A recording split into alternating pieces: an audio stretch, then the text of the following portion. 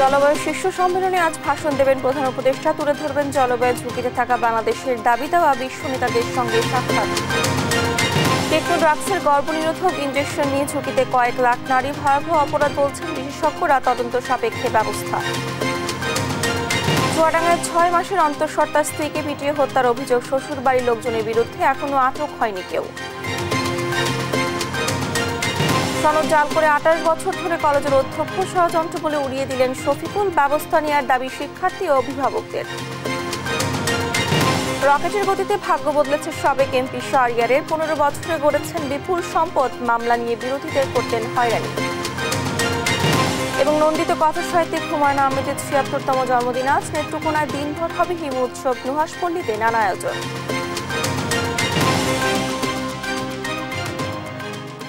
আমন্ত্রণ সংবাদ সকালে, দেখছিলেন শিরোনামগুলো, সঙ্গে আছে আমি ডানা ইসলাম।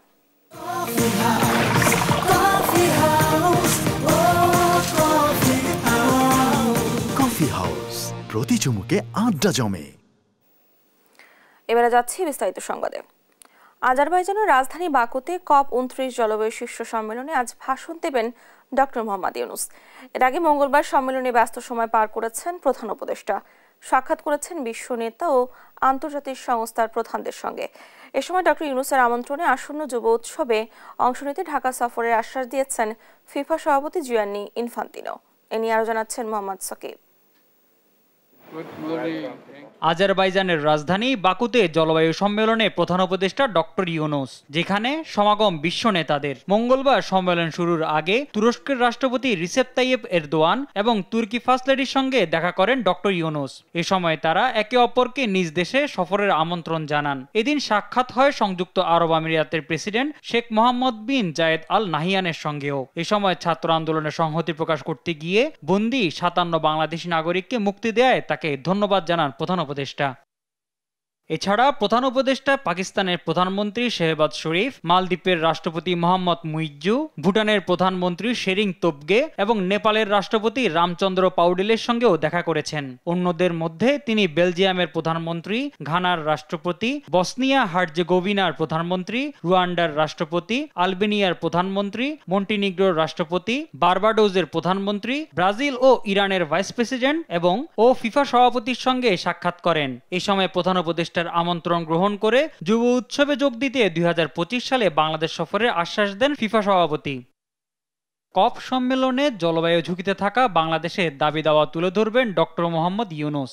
ওয়ার্ল্ডের সমস্ত যারা বায়োলেটারাল বা মাল্টিলেটারাল এজেন্সিগুলো থেকে আমরা গ্র্যান্ট পেয়েছি প্রায় $350 মিলিয়ন মতো, এবং আমরা লোন পেয়েছি $250 মিলিয়ন মতো। এর বাইরে কেউ আমাদেরকে কোনো কিছু, আমরা কিন্তু ভিক্ষা চাচ্ছি না, আমরা কিন্তু বলছি না যে তুমি আমাকে, এটা একটা আমাদের ন্যায্য দাবি। তুমি যে ফসিল ফুয়েল পুরাও, তুমি যে সিভিলাইজেশনটা গড়েছ গ্লোবাল নর্থে, সেটার দায়টা আমার উপর দিয়ে যাচ্ছে। মঙ্গলবার সকালে কার্লটন হোটেলে ডক্টর ইউনূসের সঙ্গে সাক্ষাৎ করেন আল আজহারের গ্র্যান্ড ইমাম আহমেদ এল তায়েব। প্রধান উপদেষ্টার নেতৃত্বের প্রশংসা করে আল আজহার বিশ্ববিদ্যালয়ে ডক্টর ইউনূসকে বক্তৃতা দেওয়ার আমন্ত্রণ জানান এল তায়েব। মোহাম্মদ সাকিব, নিউজ ডেস্ক, দেশ টিভি। জলবায়ু ঝুঁকিপূর্ণ দেশগুলোতে সবুজ শিল্প বিকাশের জন্য পর্যাপ্ত আর্থিক ও প্রযুক্তিগত সহায়তা বিশ্ব নেতাদের প্রতি আহ্বান জানিয়েছেন প্রধান উপদেষ্টা ডক্টর মোহাম্মদ ইউনূস। COP29 সম্মেলনে উচ্চ পর্যায়ে জলবায়ু ক্লাব নেতাদের সভায় আহ্বান জানান তিনি। এ সময় ইউনূস বলেন, 2030 সালের মধ্যে বৈশ্বিক গ্রিনহাউস গ্যাস নির্গমন 43% কমাতে এবং 2050 সালের মধ্যে নেট শূন্যে পৌঁছানোর জন্য উষ্ণতা 1.5 ডিগ্রি সেলসিয়াসে সীমাবদ্ধ করতে ব্যাপক আন্তর্জাতিক পদক্ষেপ প্রয়োজন। সেই সঙ্গে বাংলাদেশ সক্ষমতা বৃদ্ধি, প্রযুক্তি হস্তান্তর ও রেয়াতি ডিকার্বনাইজেশন ফাইন্যান্সের ক্ষেত্রে আন্তর্জাতিক সহযোগিতা কাজে লাগিয়ে ক্লাইমেট ক্লাবের সঙ্গে কাজ করতে ইচ্ছুক। জলবায়ু সম্মেলন COP29 দ্বিতীয় দিনের সম্মেলনে যোগ দেন বিশ্বের বিভিন্ন দেশের নেতারা। বৈশ্বিক জলবায়ু পরিবর্তনের জন্য নানা প্রতিশ্রুতি দেন তারা। এ সময় গাজায় পরিবেশগত বিপর্যয়ের জন্য ইসরায়েলকে দুষলেন তুরস্কের প্রেসিডেন্ট রিসেপ এরদোয়ান। নাসরিন আক্তারের রিপোর্ট। জলবায়ু সম্মেলনে যোগ দিতে একে একে জড়ো হন বিভিন্ন দেশের নেতারা, জানান বৈশ্বিক জলবায়ু ইস্যুতে তাদের আশার কথাও। জাতিসংঘের মহাসচিব অ্যান্তোনিও গুতেরেস বৈশ্বিক তাপমাত্রা কমিয়ে আনতে সবাইকে ঐক্যবদ্ধ হওয়ার তাগিদ দেন। COP29 জলবায়ু অর্থায়নের দেয়াল ভাঙবে। উন্নয়নশীল দেশগুলো বাকুকে খালি হাতে ফেরাবে না। একটি চুক্তি অবশ্যই প্রয়োজন।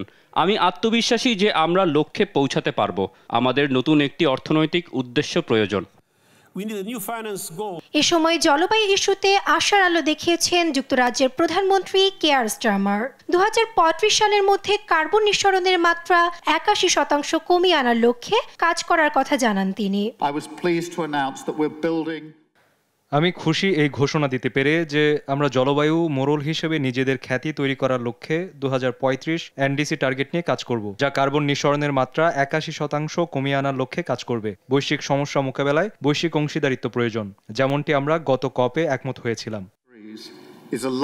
তুরস্কের প্রেসিডেন্ট রিসেপ তাইপ এরদোয়ান গাজায় পরিবেশগত বিপর্যয় সৃষ্টির পেছনে দায়ী করেন ইসরায়েলকে। আমরা যখন পরবর্তী প্রজন্মের জন্য সুন্দর পৃথিবীর লক্ষ্যে, তখন ফিলিস্তিন ও লেবাননের সকল আইন, নৈতিকতা ও বিবেককে উপেক্ষা করে চলছে ইসরায়েলি বর্বরতা। শিশু, নারী কিংবা বৃদ্ধ বিবেচনা না করেই চলছে নৃশংসতা। ফলে ফিলিস্তিনে দেখা দিয়েছে পরিবেশগত বিপর্যয়। ফিলিস্তিনের মাটি ও পানিতে যে রাসায়নিক পদার্থ মিশে গেছে তা ইতোমধ্যেই গাজার শিশুদের ভবিষ্যতের জন্য অন্ধকার তৈরি করেছে। এর আগে স্বাগতিক দেশ আজারবাইজানের প্রধানমন্ত্রী ইলহাম আলিয়েভ বলেন, তেল, গ্যাস ও অন্যান্য প্রাকৃতিক সম্পদ সৃষ্টিকর্তার উপহার। এ সময় গ্যাস নিঃসরণে আজারবাইজানকে দায়ী করার বিরোধিতা করেন তিনি। জানান, বৈশ্বিক গ্যাস নিঃসরণের মাত্র 0.1% দেশটির অংশ। আজারবাইজানের রাজধানী বাকুতে চলছে জাতিসংঘের জলবায়ু সম্মেলন COP29। সোমবার শুরু হয় এ সম্মেলন। 22 নভেম্বর পর্যন্ত চলবে এই সম্মেলন। এবারের সম্মেলনে নেই অনেক বিশ্ব নেতারাই। যুক্তরাষ্ট্র, চীন, ভারত ও ফ্রান্স এবারের সম্মেলনে অংশ নেয়নি। নাসরিন আক্তার, নিউজ ডেস্ক, দেশ টিভি। 5 আগস্টের পূর্বে ফ্যাসিস্ট সরকার যেভাবে গায়েবী মামলা দিত তা অন্তর্বর্তী সরকার করতে চায় না, জানালেন আইন উপদেষ্টা ডক্টর আসিফ নজরুল। জানান, অনেক ভুক্তভোগী নাগরিক এখনও ঢালাও মামলা দিচ্ছে, যা সরকারের জন্য বিব্রতকর। মঙ্গলবার বিকেলে বিচার বিভাগ সংস্কার কমিশনের সাথে বৈঠক শেষে এসব কথা বলেন তিনি। আইন উপদেষ্টা আরও জানান, অনেক সীমাবদ্ধতার মধ্যেও কমিশন যেভাবে কাজ করছে তাতে সরকার আশাবাদী, যার প্রেক্ষিতে কমিশনের কাছে পরামর্শ চাওয়া হয়েছে। এ সময় উচ্চ আদালতের পরবর্তী প্রধান বিচারপতি সহ অন্যান্য বিচারক সুনির্দিষ্ট আইনের মাধ্যমে নিয়োগ করা হবে বলেও জানান ডক্টর আসিফ নজরুল।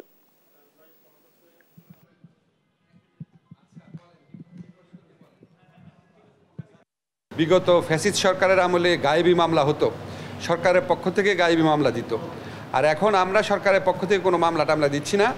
সাধারণ লোকজন, ভুক্তভোগী লোকজন, রাজনৈতিক প্রতিপক্ষ, তারা অন্যদের ব্যাপারে ঢালাও মামলা দিচ্ছে। ঢালাও মামলার একটা খুব মারাত্মক একটা প্রকোপ দেশে দেখা দিয়েছে। এটা আমাদেরকে অত্যন্ত বিব্রত করে। নেক্সট যে উচ্চ আদালতে বিচারক নিয়োগ হবে সেটা আমরা একটা আইনের মাধ্যমে করতে চাচ্ছি। সুপ্রিম কোর্টের 2 ডিভিশনে বা ঢাকা বিশ্ববিদ্যালয় বা প্রাইভেট যারা ল প্র্যাকটিস করেন তাদের মধ্যে থেকে ওনারা সবাই আছেন। ওনাদের কাছে একটা আমাদের একটা প্রত্যাশা যে ওনারা আমাদেরকে আইনগতভাবে কীভাবে জিনিসটা ট্যাকল করা যায় ওই পরামর্শটা নিতে এসেছি। ছাত্র জনতার গণ অভ্যুত্থান দমনে গণহত্যার অভিযোগে পলাতক সাবেক প্রধানমন্ত্রী শেখ হাসিনাকে গ্রেফতারে ইন্টারপোলের রেড নোটিশ জারির বিষয়ে পদক্ষেপ নিতে পুলিশ মহাপরিদর্শককে চিঠি পাঠিয়েছেন চিফ প্রসিকিউটর তাজুল ইসলাম। এদিকে যাত্রাবাড়িতে গণহত্যার মামলায় আরও 4 পুলিশ সদস্যের বিরুদ্ধে গ্রেফতারি পরোয়ানা জারি করেছে ট্রাইব্যুনাল। সাব্বিনা মজুমদারের প্রতিবেদন। জুলাই আগস্ট গণ অভ্যুত্থানে শহীদ হন প্রায় ১৩,০০০ ছাত্র জনতা। গণ আন্দোলনের মুখে ৫ আগস্ট পালিয়ে যাওয়া সাবেক প্রধানমন্ত্রী শেখ হাসিনা ও আওয়ামী লীগ নেতাকর্মীদের বিরুদ্ধে আন্তর্জাতিক অপরাধ ট্রাইব্যুনালে করা হয় বেশ কয়েকটি গণহত্যার অভিযোগ। এমনই প্রেক্ষাপটে পলাতক শেখ হাসিনা সহ বাকি অভিযুক্তদের বিচারের মুখোমুখি করতে ইন্টারপোলের মাধ্যমে রেড নোটিশ জারির অনুরোধ জানিয়েছে আন্তর্জাতিক অপরাধ ট্রাইব্যুনাল। আমরা গত পরশুদিন ইন্টারপোলের কাছে রেড নোটিশ পাঠানোর জন্য বা রেড অ্যালার্ট জারি করার জন্য ইন্টারপোলকে রিকোয়েস্ট করেছি। আমাদের যে এই দেশের যে একসময়কার যিনি প্রধানমন্ত্রী ছিলেন, যিনি এই মামলার আসামি, পলাতক আছেন, দেশের বাইরে আছেন, শেখ হাসিনা, তাকে আন্তর্জাতিক আইন অনুযায়ী ইন্টারপোলের যে ব্যবস্থা আছে, যে সিস্টেম আছে, সেই সিস্টেমের কাছে চিফ প্রসিকিউটরের অফিস থেকে আমরা রিকোয়েস্ট পাঠিয়েছি। এদিকে সাবেক সেনা কর্মকর্তা জিয়াউল আহসানের গণহত্যায় সম্পৃক্ততার প্রাথমিক প্রমাণ মিলেছে। আরও যাচাই বাছাইয়ের জন্য তাকে একদিনের জিজ্ঞাসাবাদের অনুমতি দিয়েছেন আদালত। এনটিএমসির যে সাবেক যিনি ডিজি ছিলেন বরখাস্তকৃত মেজর জেনারেল জিয়াউল আহসান, যার বিরুদ্ধে অভিযোগের তো অন্ত নাই, আমাদের তদন্ত সংস্থায় তার বিরুদ্ধে অসংখ্য অভিযোগ এসেছে, অসংখ্য হত্যাকাণ্ডের সাথে তার সম্পৃক্ততা, গুমের সাথে তার সম্পৃক্ততা, এগুলো আমাদের তদন্ত সংস্থা ইতিমধ্যেই প্রমাণ পেয়েছে। বাকি তো আরও তদন্ত পূর্ণাঙ্গভাবে হলে তার ব্যাপারে জানা যাবে। তিনি অলরেডি আমাদের এই ট্রাইব্যুনালের আদেশে গ্রেপ্তারকৃত আছেন। তার কাছ থেকে আমাদের জিজ্ঞাসাবাদ করা দরকার কাদের মাধ্যমে তিনি এই হত্যাকাণ্ডগুলো ঘটিয়েছেন, বা তার কাছ থেকে এই বিস্তারিত তথ্য আমাদের জানার স্বার্থে আন্তর্জাতিক অপরাধ ট্রাইব্যুনালের যে আইন আছে, রুলস অফ প্রসিডিওর আছে, সেই অনুযায়ী তাকে আমরা একদিনের জন্য জিজ্ঞাসাবাদের বা ইন্টারোগেশনের জন্য অনুমতি চেয়েছে আদালত সেই অনুমতি দিয়েছেন। এছাড়া জুলাই আগস্ট আন্দোলনে যাত্রাবাড়ি এলাকার গণহত্যা, লাশ গুম, আলামত নষ্টের অভিযোগে 4 পুলিশ কর্মকর্তার বিরুদ্ধে গ্রেফতারি পরোয়ানা জারি করেছে আন্তর্জাতিক অপরাধ ট্রাইব্যুনাল। সাবরিনা মজুমদার, দেশ টিভি, ঢাকা। গণমাধ্যমের স্বাধীনতা নিশ্চিতের সাইবার সিকিউরিটি আইনের মতো অন্য আইনও পর্যালোচনা করা হবে বলে জানিয়েছেন তথ্য সম্প্রচার উপদেষ্টা নাহিদ ইসলাম। মঙ্গলবার বিকেলে সচিবালয়ে গণমাধ্যম মালিক ও সিনিয়র সাংবাদিকদের সঙ্গে মতবিনিময় সভা শেষে তিনি বলেন, গণমাধ্যম সংস্কার কমিশন রূপরেখা তৈরি করবে। সরকার ও দেশবিরোধী অপপ্রচার প্রতিরোধ এবং বিগত সরকারের অনিয়ম দুর্নীতি তুলে ধরতে গণমাধ্যমের প্রতি আহ্বান জানান উপদেষ্টা। জান্নাতুল মোহনার প্রতিবেদনে দেখুন বিস্তারিত। অন্তর্বর্তী সরকার দায়িত্ব নেয়ার পর এই প্রথম দেশের টেলিভিশন চ্যানেল মালিক ও তাদের প্রতিনিধিদের সাথে বৈঠকে বসে তথ্য মন্ত্রণালয়। মঙ্গলবার দুপুরের পর সচিবালয়ে অনুষ্ঠিত এই বৈঠকে সভাপতিত্ব করেন তথ্য উপদেষ্টা নাহিদ ইসলাম। টেলিভিশন চ্যানেলগুলোর মালিক ও প্রতিনিধিরা এতে উপস্থিত ছিলেন। এ সময় উপদেষ্টা বলেন, গণমাধ্যমের স্বাধীনতা নিশ্চিতে সাইবার সিকিউরিটি আইনের মতো অন্য আইনও পর্যালোচনা করা হবে। এ লক্ষ্যে গণমাধ্যম সংস্কার কমিশন রূপরেখা তৈরি করবে। আমরা যাতে নিশ্চিত করতে পারি কেউ যাতে বাধা প্রদান করতে না পারে সরকারের জায়গা থেকে, তো সেটার জন্য গণমাধ্যম সংস্কার কমিশন কাজ করবে। গণমাধ্যম সংস্কার কমিশন মূলত বিভিন্ন পক্ষের সমন্বয়েই গঠিত এবং বিভিন্ন পক্ষের সুপারিশ ক্রমেই কিন্তু আসলে এখানে একটি রূপরেখা তৈরি করবে। কোনো কিছুই আসলে উপর থেকে চাপিয়ে দেওয়া হবে না। সরকার ও বাংলাদেশের বিরুদ্ধে দেশে ও বিদেশে অপপ্রচার চালানো হচ্ছে অভিযোগ করে প্রকৃত সত্য তুলে ধরতে বলেন তিনি। অপপ্রচার কিন্তু শুধু সরকারের বিরুদ্ধে নেই, বরং বাংলাদেশের বিরুদ্ধে। তাই এই অপপ্রচারকে কাউন্টার দেওয়ার জন্য বাংলাদেশকে নিয়ে যেই অপপ্রচার হচ্ছে এবং প্রকৃত সত্যটাকে তুলে ধরার জন্য আমাদের কিন্তু সরকার সহ গণমাধ্যমের সংশ্লিষ্ট সকলকে ঐক্যবদ্ধভাবে আসলে কাজ করতে হবে। বিভিন্ন গণমাধ্যম কর্মীদের বকেয়া বেতন ভাতা মালিকদের পরিশোধ করতে নির্দেশ দেন নাহিদ ইসলাম।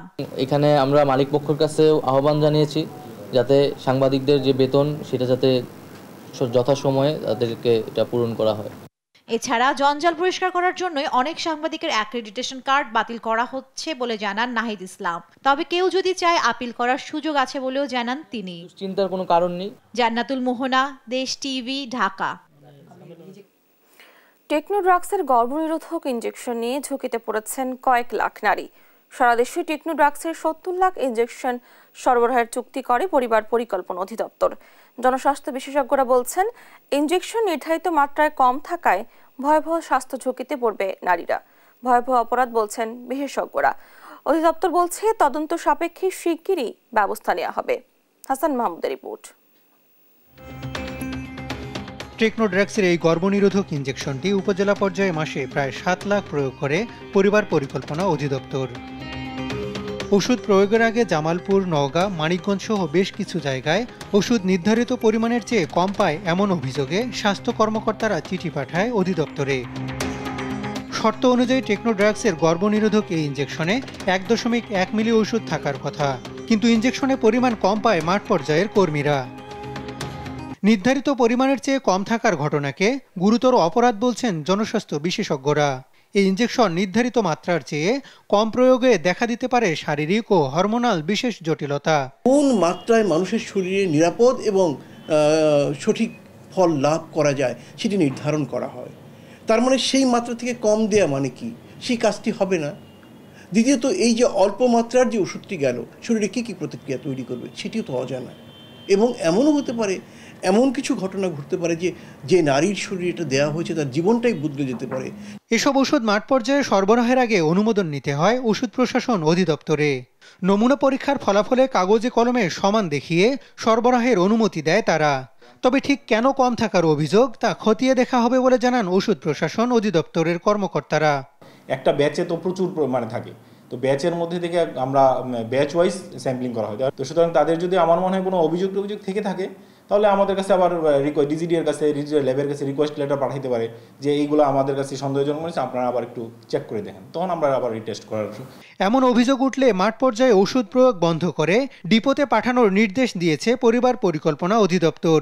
অভিযোগ প্রমাণ সাপেক্ষে সংশ্লিষ্ট টেকনো ড্রাগসের বিরুদ্ধে ব্যবস্থা নেওয়ার কথা জানান অধিদপ্তরের মহাপরিচালক। আমরা জামালপুর যে খবর পাওয়ার পরে আমরা এটাকে পরীক্ষা করি, আমরা দেখি যে সত্যতা রয়েছে। কারণ দেখা যাচ্ছে যে হয়তো সবই আসছে, এর মধ্যে কিছু কিছু কম পাওয়া যাচ্ছে, সব কিন্তু না। তো এই বিষয়ে আমরা জানার সঙ্গে সঙ্গে যারা সাপ্লাই তাদেরকে আমরা চিঠি দিয়েছি। কম থাকার কথা স্বীকার করলেও তা খুবই সামান্য বলে দাবি করেন টেকনো ড্রাগসের নির্বাহী পরিচালক। ভেরি সিগনিফিকেন্ট অ্যামাউন্ট না এটা, মানে একদমই এমনও না যে সিগনিফিকেন্ট, মানে কি এটা আসলে নেগলিজেবল অ্যামাউন্টই বলা যায়, বাট তারপরেও একটাও হওয়ার কথা না। ইনজেকশন প্রয়োগে গুরুতর এমন অবহেলা কোনো দপ্তরই এড়াতে পারে না বলে মনে করছেন জনস্বাস্থ্য বিশেষজ্ঞরা। হাসান মাহমুদ, দেশ টিভি, ঢাকা। চুয়াডাঙ্গায় ৬ মাসের অন্তঃসত্ত্বা স্ত্রীকে হত্যা করার অভিযোগ উঠেছে স্বামী সহ শ্বশুরবাড়ির লোকজনের বিরুদ্ধে। মঙ্গলবার সন্ধ্যায় আলমডাঙ্গায় আসাননগর গ্রামে ঘটনা ঘটে। নিহতের পরিবারের অভিযোগ, স্বামী রবিউলের সঙ্গে এক প্রবাসীর স্ত্রীর সঙ্গে পরকীয়ার সম্পর্ক ছিল। এ নিয়ে প্রায় স্ত্রী পরির সঙ্গে ঝগড়ায় জড়িয়ে চালানো হতো নির্যাতন। এক পর্যায়ে মঙ্গলবার সন্ধ্যায় এ নিয়ে তাদের মধ্যে বাকবিতণ্ডা হলে স্বামী রবিউল তার বাবা মা অন্তঃসত্ত্বা পলিকে পিটিয়ে হত্যা শেষে মুখে বিষ ঢেলে আত্মহত্যার নাটক সাজায়। এ সময় স্থানীয়দের তোপের মুখে পালিয়ে যায় তারা। পরে ঘটনাস্থল থেকে মরদেহ উদ্ধার করে পুলিশ। তবে এখনও এ ঘটনায় কাউকে আটক করতে পারেনি আইনশৃঙ্খলা বাহিনী।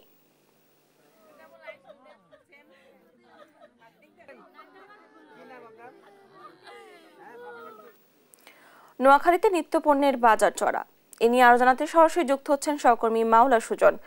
সুজন, বাজারে পণ্যের সরবরাহ কেমন দেখছেন? সবজির দাম কেমন? এ নিয়ে ক্রেতা বিক্রেতারা বা কি বলছে?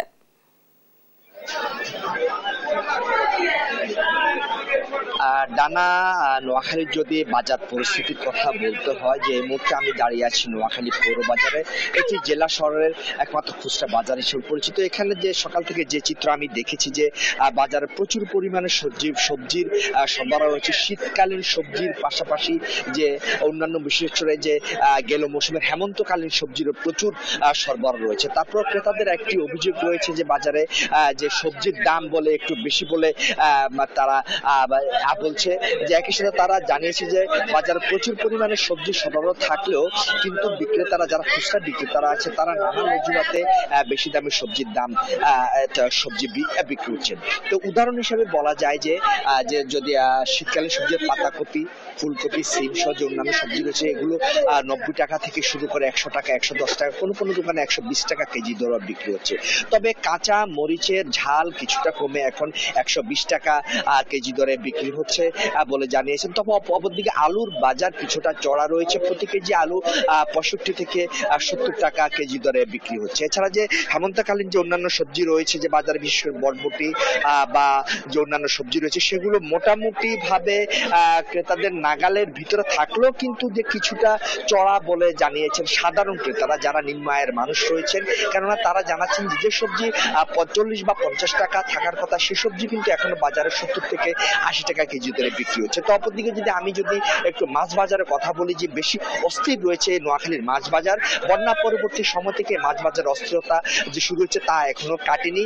যে বাজারে সামুদ্রিক মাছের সরবরাহ কম থাকলেও কিন্তু বিটা পানির প্রচুর মাছের সরবরাহ রয়েছে, কিন্তু এসব মাছের দাম অত্যন্ত ঊর্ধ্বগতির বলে জানিয়েছেন ক্রেতারা।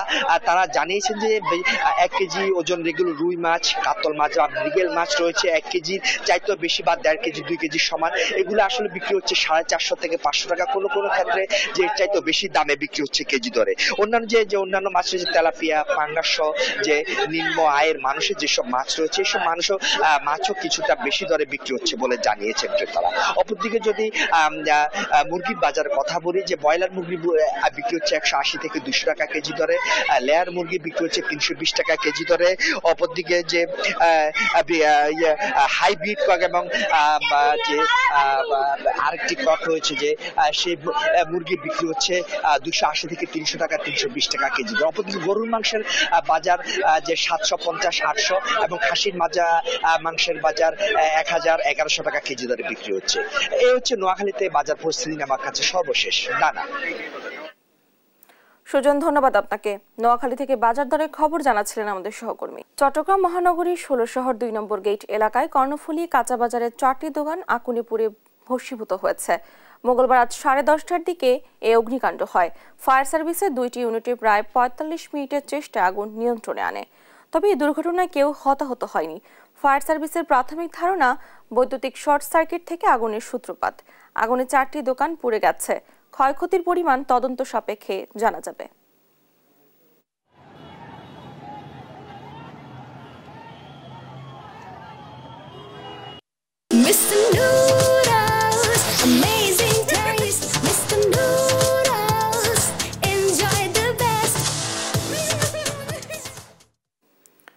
সাভারে SM মরিয়ম এন্টারপ্রাইজ নামে একটি মিনি গার্মেন্টসে অগ্নিকাণ্ড ঘটেছে। মঙ্গলবার মধ্যরাতে সাভার বাজার বাস স্ট্যান্ডের মজিদপুর এলাকায় SM মরিয়ম এন্টারপ্রাইজে অগ্নিকাণ্ড ঘটে। খবর পেয়ে ফায়ার সার্ভিসের 2টি ইউনিট ঘটনাস্থলে এসে 1 ঘন্টার চেষ্টায় আগুন নিয়ন্ত্রণে আনে। তবে আগুনের সূত্রপাত সম্পর্কে কিছু জানাতে পারেনি ফায়ার সার্ভিস। এতে ওই কারখানার কমপক্ষে 70 লাখ টাকার ক্ষতি হয়েছে বলে দাবি করেছে মালিকপক্ষ।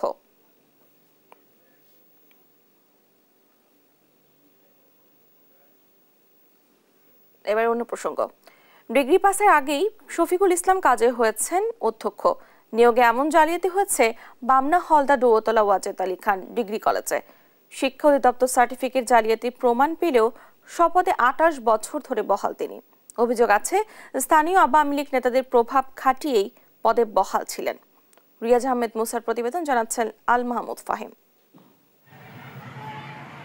বরগুনার বামনা হালতা ডৌয়াতলা ওয়াজেদ আলী খান ডিগ্রি কলেজ 1998 সালে স্নাতকোত্তর সার্টিফিকেট দিয়ে কলেজটির অধ্যক্ষ হন মোহাম্মদ শফিকুল ইসলাম।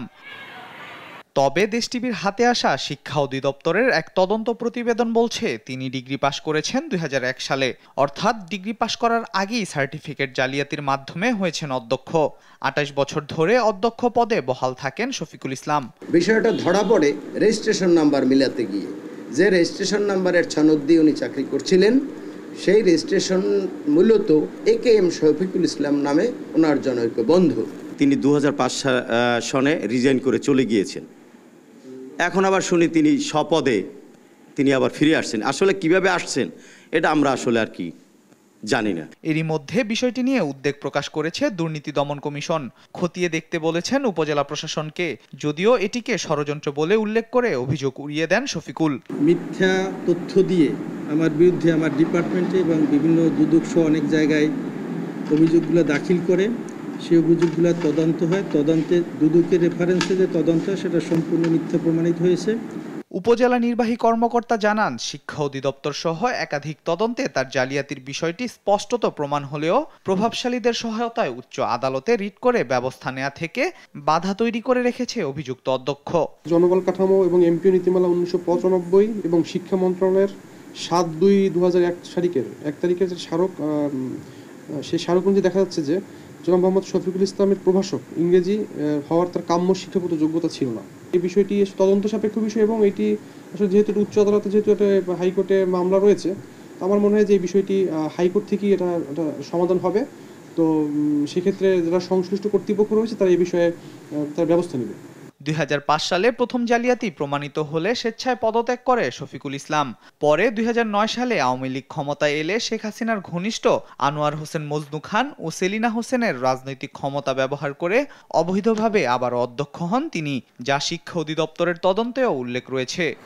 জালিয়াতির আশ্রয় নিয়ে শিক্ষকতার মতো পেশায় যুক্ত হওয়ায় শফিকুলের বিরুদ্ধে কঠোর ব্যবস্থা নেওয়ার দাবি শিক্ষার্থী ও অভিভাবকদের। নিউজ ডেস্ক, দেশ টিভি। এমপি হলে এলাকায় কর্মসংস্থান করবেন এমন প্রতিশ্রুতি দিয়েছিলেন প্রথম নির্বাচনে। এরপর আরো 3 বার এমপি হয়েছেন, কিন্তু কর্মসংস্থান গড়ে ওঠেনি। এলাকার মানুষের ভাগ্যের উন্নয়ন না হলেও রাজশাহী 6 আসনের সাবেক এমপি শাহরিয়ার আলমের ভাগ্য বদলেছে রকেটের গতিতে। মাত্র 15 বছরে গড়েছেন বিপুল সম্পদ। ক্ষমতার দাপটে নামমাত্র মূল্যে কিনেছেন দেশের বিভিন্ন জেলায় জমি। শুধু বিরোধী দলের নেতাকর্মীই নয়, মিথ্যা মামলা দিয়ে হয়রানি করেছেন নিজ দলের নেতাকর্মীদেরও। বিস্তারিত ডেস্ক রিপোর্টে। ব্যবসায়ী পরিচয়ে 2008 সালে প্রথম আওয়ামী লীগের মনোনয়নে নির্বাচন করেন শাহরিয়ার আলম। সে সময়ের হলফনামা আর 2024 সালের নির্বাচনে দেয়া হলফনামায় সম্পদের যে চিত্র তা ভয়াবহ। গেল 15 বছরে তার সম্পদ বেড়েছে রকেট গতিতে। আওয়ামী লীগের এমপি হয়ে গড়ে তোলেন Barind medical college, Barind nursing institute সহ একাধিক প্রতিষ্ঠান। নিজের সাম্রাজ্য ছাড়িয়েছেন নাটোর, রাজশাহী, ঠাকুরগাঁও ও লালমনিরহাট এলাকাতেও। একদিকে গড়েন সম্পদ, অন্যদিকে মিথ্যা মামলা দিয়ে নির্যাতন চালিয়েছেন বিরোধীদের উপর। এ হয়রানি থেকে বাদ যাননি দলীয় নেতাকর্মীরাও। আমি 8 বিঘি সম্পত্তি নষ্ট করেছি, বিক্রি করে আমার এই মামলা মোকদ্দমায় চালাইছি। এখনো আমার একটা মামলা পেন্ডিং আছে, 2টো মামলা নিষ্পত্তি হয়েছে। পায়ের লিগারমেন্ট কেটে যায়, হাতের লিগারমেন্ট কাটে, সবকিছু পরে এদের নির্যাতনের একটা সীমা শেষ হয় না। আমি যখন অসুস্থ তখন মেডিকেলে ছিলাম, মেডিকেলের বেডে যখন ছিলাম তখন আমার নামে মামলা দেয়, একাধিক মামলা। শাহরিয়ার আলমের দখলদারিত্বের প্রতিবাদ করে নির্যাতনের শিকার হয়েছেন চারঘাট বাগার অসংখ্য মানুষ। আগে ভয়ে মুখ না খুললেও এখন অনেকেই তার দুর্নীতি, অনিয়ম নিয়ে কথা বলছেন। বিশাল বড় একটা বাগান আছে, মানে 8 বিঘির প্লট আছে। সেই জমিটা আসলে শাহরিয়ার আলম মানে ওখানে জনগণের কাছ থেকে মেরে আর কি জমিটা দখল করে রাখছে। বিচারের আওতায় নিয়ে এসে তাদের বিচার করা, একটা দৃষ্টান্তমূলক শাস্তি, এটা অবশ্যই আমরা সুজনের পক্ষ থেকে এটা চাই। নাগরিক সমাজের প্রতিনিধিরা বলছেন, জবাবদিহি না থাকায় এমপি হয়েই সম্পদ বাড়ছে রকেট গতিতে। অবৈধ সম্পদধারীদের বিরুদ্ধে আইনের সুশাসন নিশ্চিত করা গেলে এসব দুর্নীতি রোধ করা সম্ভব। এটাকে তারা ইনভেস্ট মনে করেছে যে 5 বছর পরে আমার এই সম্পদটাকে অন্তত দ্বিগুণ করতে হবে, কিন্তু আমরা দ্বিগুণ দেখি না। দ্বিগুণ দেখলেও হয়তো জনগণ একটা সহ্যের সীমায় পৌঁছাতো, কিন্তু এরপরে দেখা যাচ্ছে সম্পদের পরিমাণ 5 গুণ, 10 গুণ, এমনকি 100 গুণও বেড়ে গেছে। আইন এমনভাবে কার্যকরী করতে হবে যাতে করে সেবকরা সেবকই থাকেন এবং চিরতরে এই অর্থ লোপাট করার প্রচেষ্টা চেয়ারে বসেই সেটি বন্ধ করা যায়। 5 আগস্টের পর থেকে আত্মগোপনে সাবেক পররাষ্ট্রমন্ত্রী শাহরিয়ার আলম। তাই এসব নির্যাতন, অনিয়ম, দুর্নীতির অভিযোগের বিষয়ে তার বক্তব্য পাওয়া যায়নি। তবে বর্তমানে তার অবস্থান রাশিয়ায়, বলছেন ঘনিষ্ঠজনরা। নিউজ ডেস্ক, দেশ টিভি।